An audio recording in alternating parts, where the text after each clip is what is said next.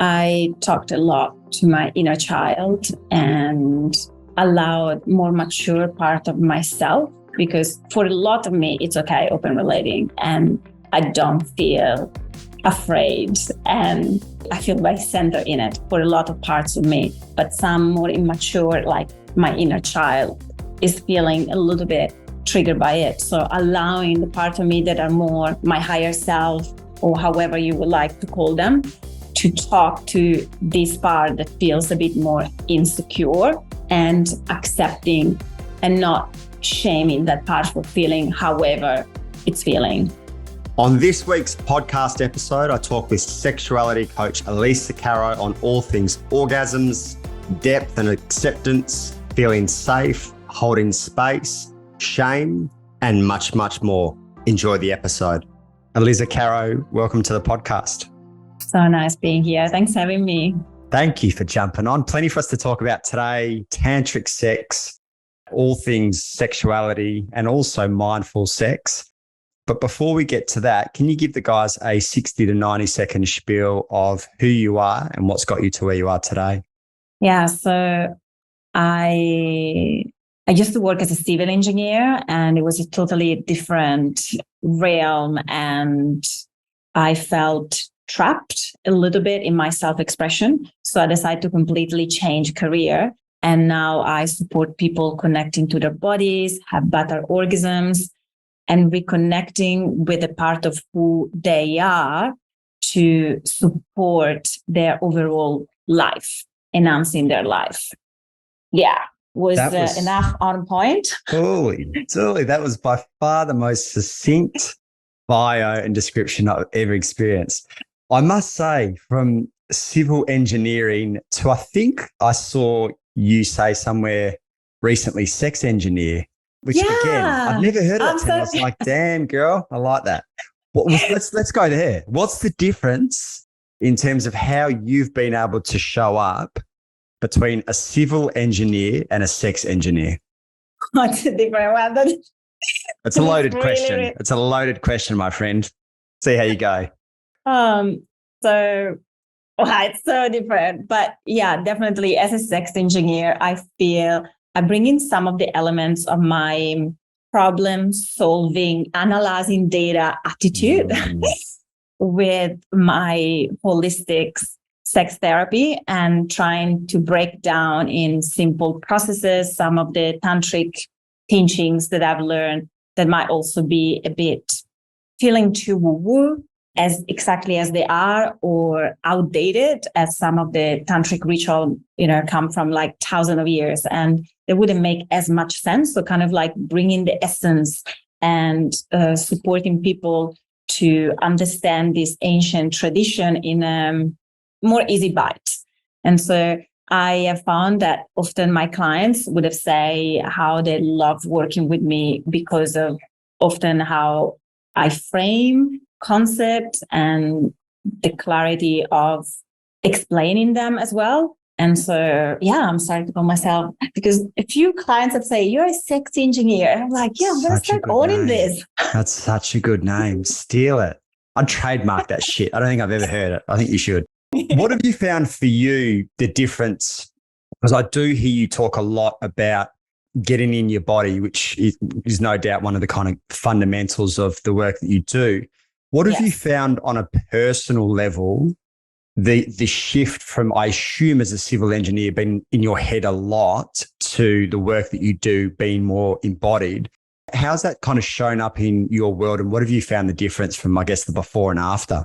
There is a sense of wholeness. So there is a feeling that I have that instead of feeling I'm walking around from, neck up, there is a sense of wholeness, a sense of presence that goes beyond me identify with my mind, but a constant awareness of my physical body. And that supports me feeling more centered and more confident in myself.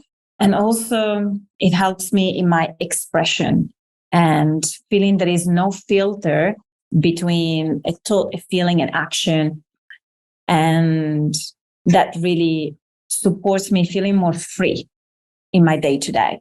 And I guess from other people's perspective, they might perceive me as more relaxed, center, radiant, a bit more magnetic as well, rather than when I was a bit more stuck into my head. There was the disconnect that people could feel. And I'm also noticing that for my clients. So often my clients would say, oh, my friends would say, what have you been doing? That's why I get so many referrals. What have you been doing?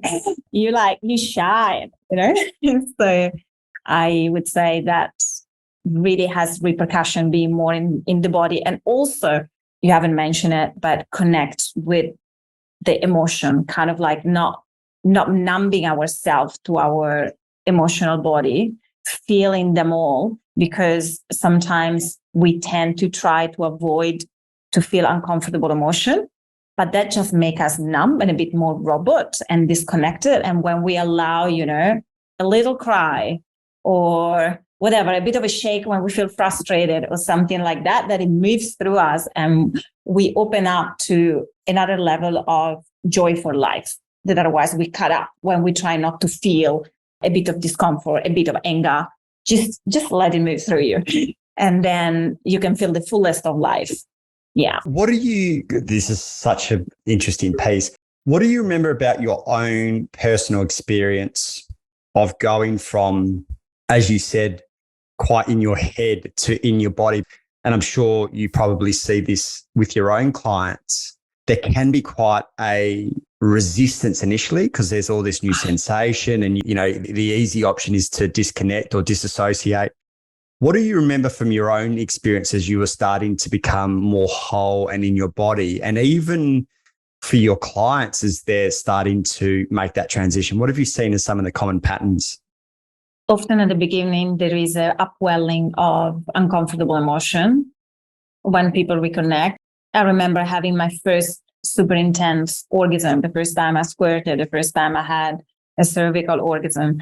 And the ecstasy that I felt through the orgasm was followed up by tears and anger and upwelling of like unprocessed emotion that were within me. And because I was not allowing myself to feel the fullest of my pleasure, I also was not allowing myself to feel the fullest of that ecstasy. And so as I allow my sexual energy to move through me and feel this ecstasy and bliss, then all the unfelt emotion would come up. And there are also explanations for that. Just on a brain level, when we allow really to tap into the fullest of our arousal and orgasm happen, parts of our brain that are more connected to emotion and the visceral component of feelings that support our feeling are more open and connected, are getting more activated. And the part that is more rational, that helps you doing math, gets switched off. The part that judge gets switched off. And so when we have that part that judge and stop those feelings switching off, they just come. And so it's quite a common experience. And that happens as well for my clients. So I would often mention that to help them understand there is nothing wrong about it by normalizing it and inviting them to move through it and not resist it. And if I am with them in the session when it's happening, I would support that process by saying, this is beautiful. Let those tears just move through you. I'm here with you. Just let them. It's okay to cry. It's okay to feel sad. All your emotional welcome. And kind of guiding them through that release and being held in a compassion presence. Yeah. So that often happens. What do you think is the value in being witnessed in that by someone else, whether it's a partner, whether it's a coach? And the reason I say that is when it comes to our own suppression, it was generally a byproduct of someone else or society that influenced that suppression. So to be witnessed as you come out of that, as opposed to, doing it in the room on your own, what's the value in someone else witnessing you as you kind of step into that fullness and that full expression? Well, I would say there are two components. One, if you are with someone that as well can guide you, it makes it easier because they're holding space. And so they're taking you by hand into something that might feel a bit edgy. And the second component, just purely being witnessed by someone else, could be a partner that might don't know how to hold space, but just be there, is a feeling of being accepted and a release of shame of feeling emotion and a sense of, oh, I'm loved and I'm accept whether I'm sad or angry, whether I cry or happy. And so there is a sense of relaxation that happens when we feel good enough in all our expression and not trying to filter our state to fit in or be loved. And that's deeply healing, and it feels very good, very, very good. I don't know if you have experienced it, but I love being held in those releases and be loved and accepted, and knowing that I don't need to always be happy and always be in my pleasure and confident, and I can feel insecure, and that's okay. And I can feel angry, and that's okay, and normalizing that. For you, if you're speaking kind of firsthand to that point, what's the difference between, say, the relationship that you're in now as opposed to what something you might have been in, 10, 15 years ago in terms of the space? There's going to be a lot of differences, no doubt. But what are some of the kind of characteristics, even if you want to label it, and I don't know where this label sits these days, but maybe labeling it, a conscious, open kind of relationship as potentially an unconscious, and, depending obviously the dynamic. What do you see as some of the differences between the before and after? Yeah, there are a lot of differences. I want to say that I'm also maybe lucky, maybe it was my upbringing. I had a lot of beautiful relationships in my life. And even my first, big relationship was very loving, and there was a lot of respecting and openness. So that was a already beautiful base. And, I remember all of my relationship with a smile, and I have a very good relationship with all of my exes. So that was always present, but the level of depth and the level of acceptance, and it's mind blowing, the differences. The communication is way easier. And there is a sense of we are a team, and we are on the same team. Whether we have sometimes different needs, it doesn't matter. It's me and you try to figure out how can we best meet each other's needs, rather than I need this and I need this and I am right and you should feel this way. And so having a fight about it is more, I hear that you need this. All right. How can we get through this? How can we solve this solution? And how can we find a place in which we both feel heard and happy? And that's massive. And there is not so much you're doing right or you're doing wrong. There's not so much like right or wrong. It's more a dance with being authentic and listening to one another.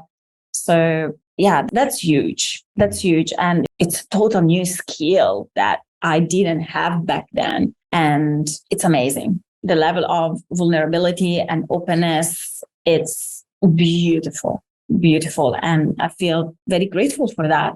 Even recently, there was a major thing coming up. My partner felt like he wanted to open a relationship. And right now, I'm not feeling it. In the past, I did, and he didn't want to, whatever.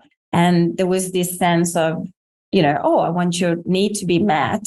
And it was like, I want you to feel safe. So how can you feel safe into this? And then we would navigate rather than having fights and say, why do you want to open it? All you think is about sex, kind of complaining and nagging and getting upset. There was always just love into that conversation. And we have not been fighting about it, even if potentially can be quite triggering for a lot of people. And we're slowly, moving in that territory. And we hold each other inner child so that we can feel safe throughout it. So that's really, really special. And if someone loses their vulnerability, the other person speaks directly beyond and touch the vulnerability because we know each other so much. So recently I had a moment of getting a bit upset and jealous and not really proud of it, but I did. And I came to my partner and was like, you dance super sexy with that woman and you don't do that with me or whatever. I don't even remember what they said, but just definitely something not skillful. And my partner looked at me and is like, you're feeling a little unsafe, don't you? Just didn't go into any defense, just didn't bite on it, just talk directly to what was behind my anger. And so we do that a lot with one another. And that really supports not having fights escalating. And sometimes, it might happen, but it really supports that. So it's amazing. I didn't have those skills. I had a lot of fights when I was in my, previous relationship. And I'm also Italian. I'm quite fiery and I don't really hold back. So yeah, it really helps having this understanding and self-awareness and being met into that in my partner. And I wouldn't like to relate with someone that doesn't have that self-awareness or doesn't want to learn and lean into that. Yeah. You speak to such a good point that, as exactly as you say, is quite the skill set and quite rare, is talking beyond, I guess, the surface level bickering or tension to the root cause. What skill set have you had to develop in order to be able to ground yourself and see beyond the initial tension? Self-awareness.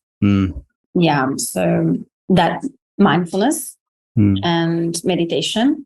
So not identify myself with my emotion and my thought, that give me enough distance for not be fully in them, but acknowledging I have this emotion, I'm not this emotion. I have this thought, I'm not those thoughts.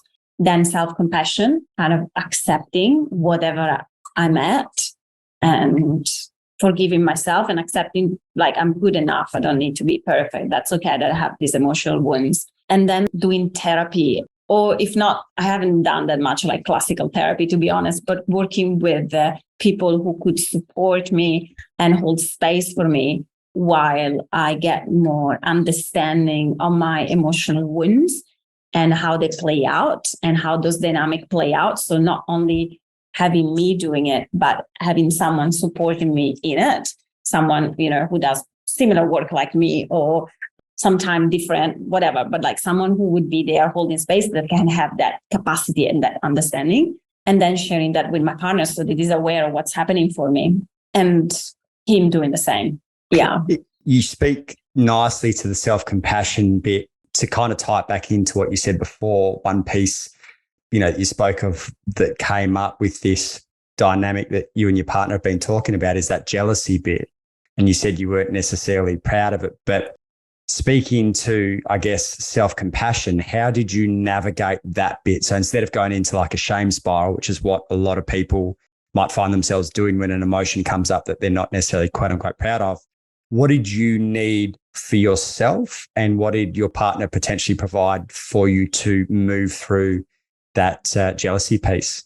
I talked a lot to my inner child and allowed more mature part of myself, because for a lot of me, it's okay, open relating, and I don't feel afraid and I feel very centered in it for a lot of parts of me. But some more immature, like my inner child, is feeling a little bit triggered by it. So allowing the part of me that are more my higher self, or however you would like to call them, to talk to this part that feels a bit more insecure and accepting and not shaming that part for feeling however it's feeling.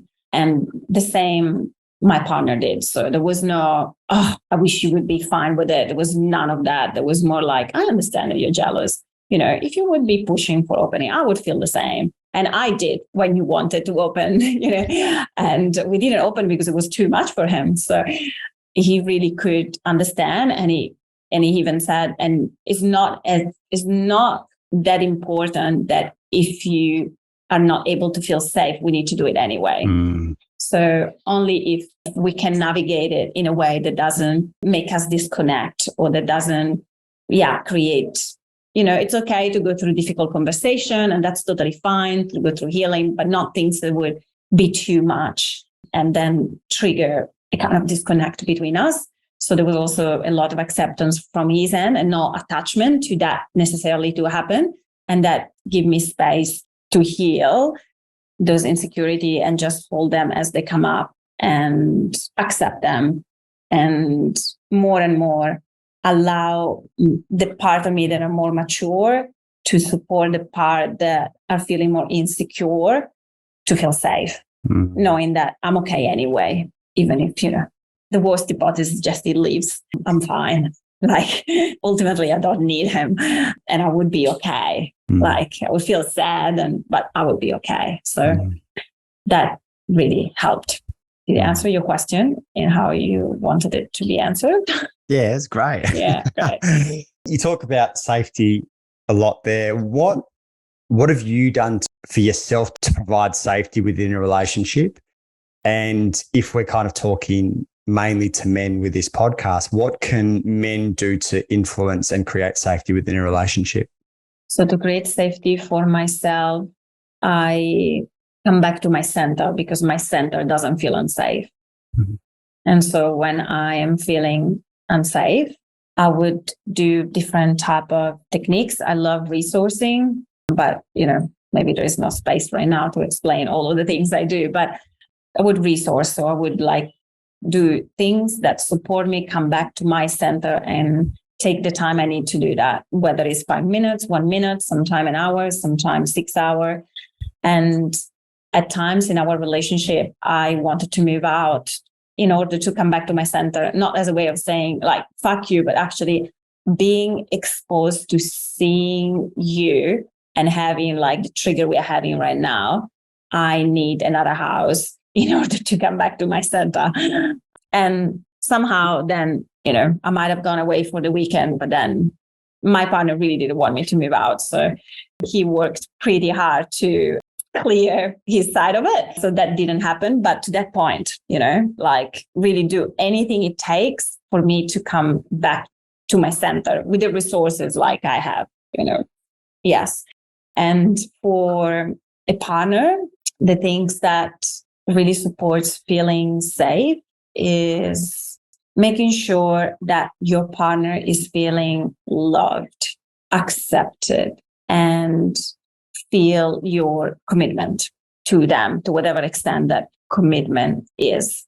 And I think that really helps because sometimes we are afraid of not being enough or not being loved. And most of the issue are those ones. So if you can directly speak to that and say, I love you so much, and really reassure over and over again that a person that is accepted, that is loved, that are okay as they are, and that you are committed to them and to the relationship, to whatever, that dynamic is, it, I think really supports the other person to feel safe.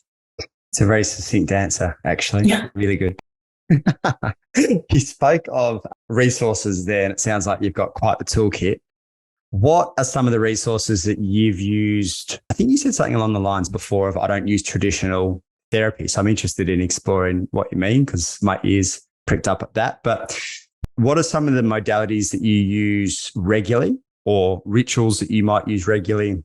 And what are some of the rituals or modalities that you've used in the past that have had the biggest impact? I don't do like necessarily so much traditional therapy just because it speaks more to my mind. But I love working with people who are quite embodied and allow catharsis and allow rituals and allow, even like to move the body in it. Like if you feel anger, to just like scream in your hand or scream in a pillow or like do a tantrum on the bed. So like that freedom of expression, which often in more classical therapy is not a thing that you would do. So I love when there is the body, the emotion, and the energetic body involved. So I love to work with people that work on a holistic level. And sometimes I work with people who are psychologists, but definitely not mainstream, so that, all of those things would be allowed in the space. I love resourcing. So resourcing is really basic. It's kind of, people can resource in different ways, but it's supporting someone to go from like imagine you're a tree and you're a potted tree and a bit of wind throw you down, becoming like a deep rooted tree so that the wind arrives and you don't fall down. So it's not about reducing the amount of trigger, but expanding the capacity to hold those triggers. And does it make sense? Yeah, I've never heard this term before. So keep going. I'm loving it. I've never heard this modality. And people could resource in different ways, but we can also like see it with different categories. So you can tune into something tangible, internal, or tangible, external, intangible, internal, and intangible, external. And I'm going to give you examples. Yeah. I'm just So tangible, internal is as easy as the breath, the heartbeat, the temperature of your body. And sometimes it's all you need. Like someone is really like triggered and then it comes back to the breath and it's slowly calming down. It could be tangible, external, feeling like a bed underneath you. And you can even tune into the speed of the bed underneath you. So if someone is like hyperactive, then they feel the speed of the meta and they're like, oh, they start to co-regulate with literally the bed beneath them, because our nervous system also, we self-regulate, but we also co-regulate. So you can also tune into the speed of literally the chair underneath you. And then you're slowly like calming down maybe the scatterness, or if you're a bit like up here in the mind or out, is like coming back, in grounding. And then there are untangibles. So you can imagine your higher self hugging you from behind, or a light underneath you that protects you. No one can come in. You're safe. Or intangible, internal, which is my personal favorite, could be higher self archetypes, your wise woman, your soul. And so if I am feeling a bit disconnected, or I'm feeling jealous, or I'm feeling triggered for anything, then I would ask myself, what could support this inner child to feel the most resourced right now? Which part of me can hold at its best my, this trigger part within myself? And then I would have an embodied sense, like I would have my higher self show up, my wise woman show up, my soul. And you know that you resource when you have an embodied feeling for it. So there needs to be a physiological shift. So the breath slow down, the heartbeat slow down.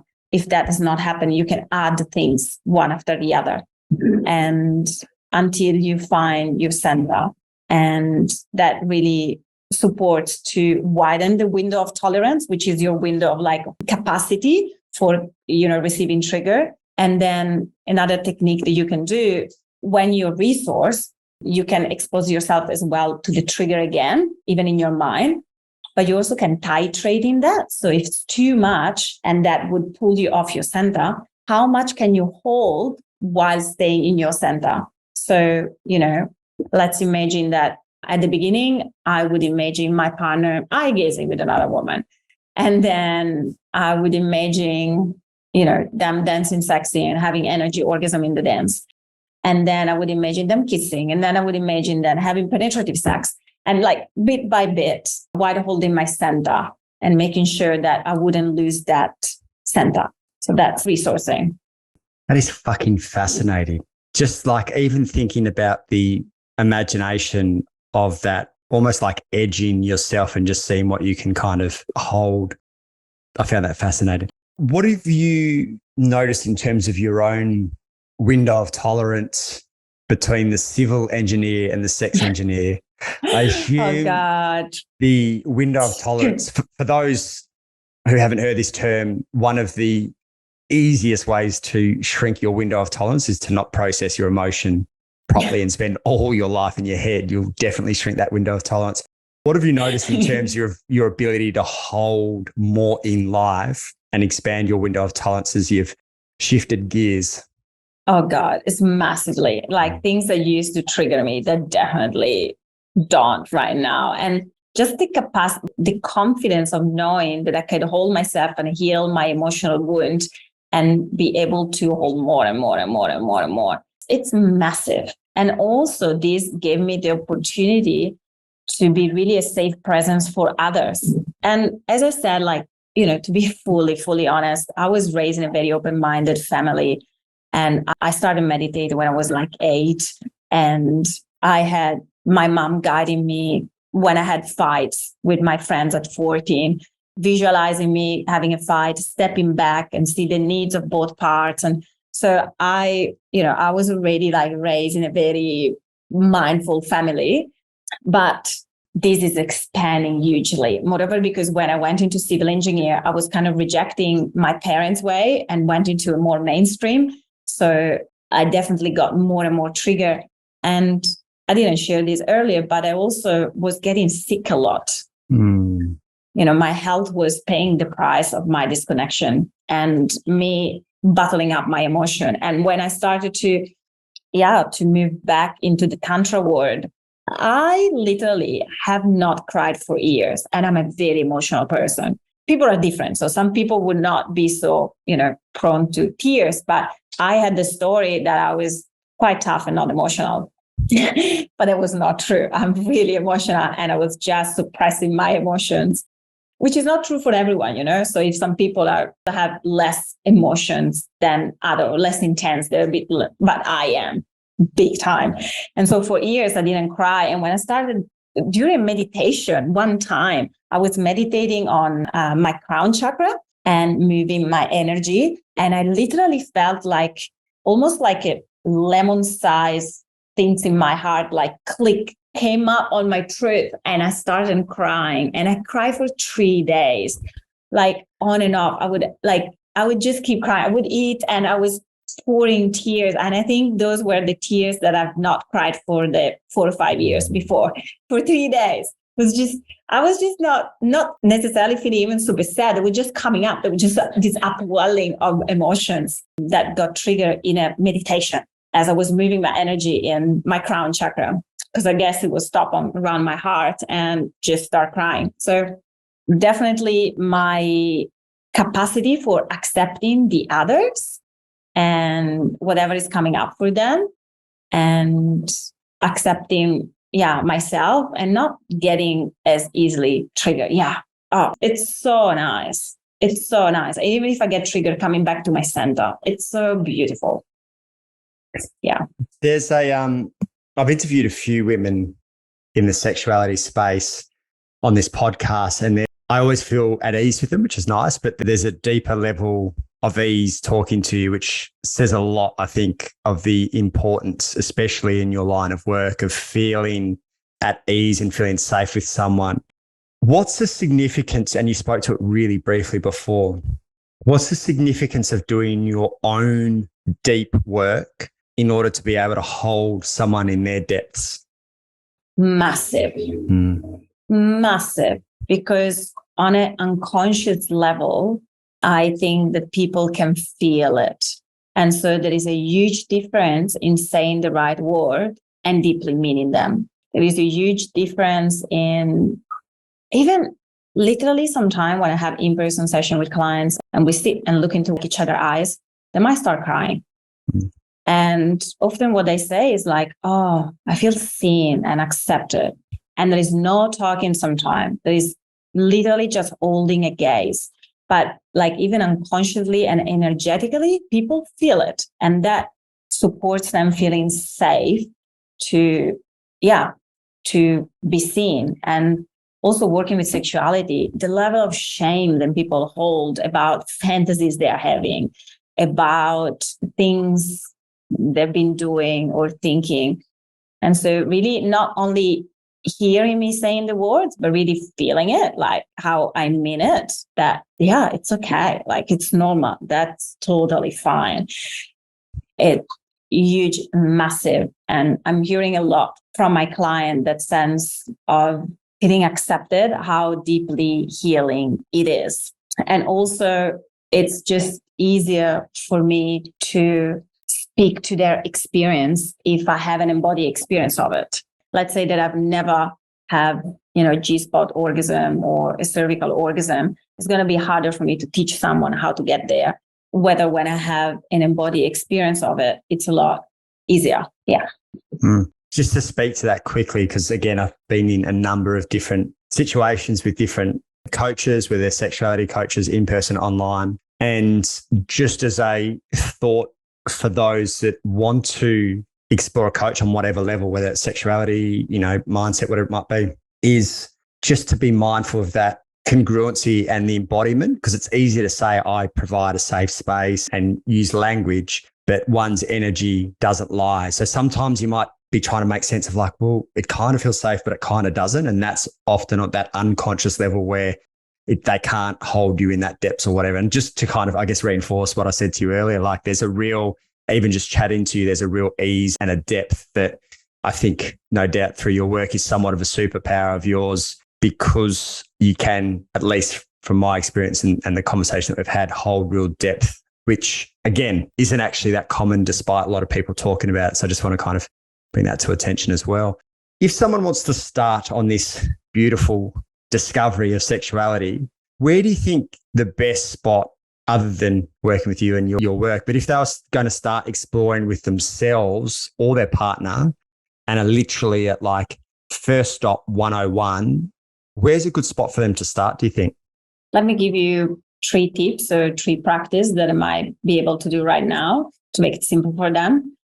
One would be to let go of preconceived ideas you might be holding about sex, whether it's with yourself or with someone else. For instance, attachment for sex to include penetrative sex, or attachment to sex to have an orgasm, attachment to sex to move at a certain type of intensity or pace, whether it's with yourself or with someone else.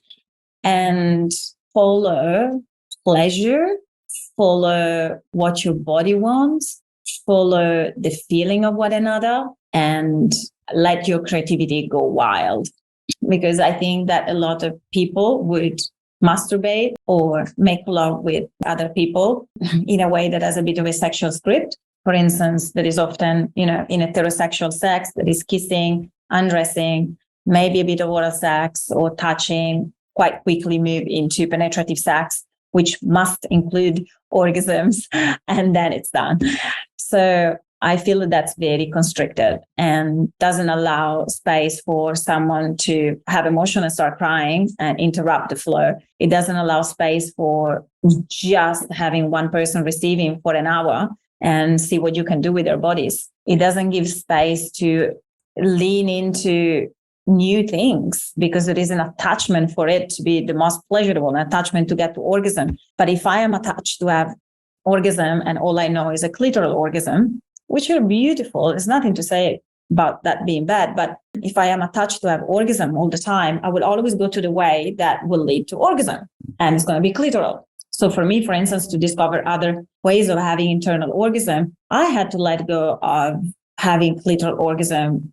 I mean, I did let go, following the advice of my Tantra teacher at the time, to have clitoral orgasm for 3 months and focus more on my internal sensations, focus more on other things. And these allowed me to discover new ways. So this is like the tip number 1. So there could be like clear an hour of your schedule, whether you're making love with yourself or with someone else, and play, explore, try different things, allow yourself to be clunky, allow it to be not as a pleasurable experience, because you will never find new roads if you don't dare. So that's the tip number 1 that someone could do right now. And tip number 2 is to try to stay connected to your body. So if you usually watch porn to masturbate, if you want to bring in more conscious sexuality, or if you go in your head or fantasize or are worried, even like, oh, do I look good? Is my partner having a good time? Your to-do list in your head, or wondering if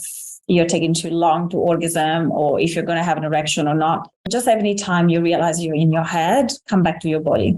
And you can do that by coming back to the sensations that you're feeling in that moment, the touch of your own hands on your body or of the other person, looking into the eyes of the other person, or feeling your breath. So come back to the sensation in your body. That will allow you to learn how to have even more pleasure and be more mindful and present in your sexual life, even if in that moment might be less interesting than watching a porn scene, which it's going to be more intense and is going to give you maybe more arousal, but it's on a mental level. And we want to have an embodied arousal too. And so that would be my advice number 2. And it's something that people can do right now. So if anytime they're noticing in the head, come back to the body. And then the third advice that I could give to someone to start tantric sex or mindful sexuality, it would be to turn up the volume of your breath, sounds, and movements. So breathe deeper, make sounds, not the porn star sound, your sound, however that look like. Play with it, even if you're self-pleasuring. So these are applicable for people in partner sex and in solo sex. Move your hips in different way. Like if you're self-pleasuring and you used to self-pleasure, let's say laying down, maybe you want to sit up, maybe you want to stand up, maybe you want to go in all four, maybe you want to move your hips in rounds, maybe you want to move your back in waves, just like really exploring different way of moving your body. And if you're in sex, same, like allow your hips to vibrate or move side to side or do circles or do waves, and allow that movement in your sexual experience. And it's normal that it's clunky. It's going to be probably for a month or two might happen. And after a while, you're going to be like, what the fuck? How did I live without doing this beforehand? I usually give my clients a 3-month trial. I'm like, what is 3 months of your life? Maybe you look back and you're going to say, God, I lost 3 months feeling a bit more clunky.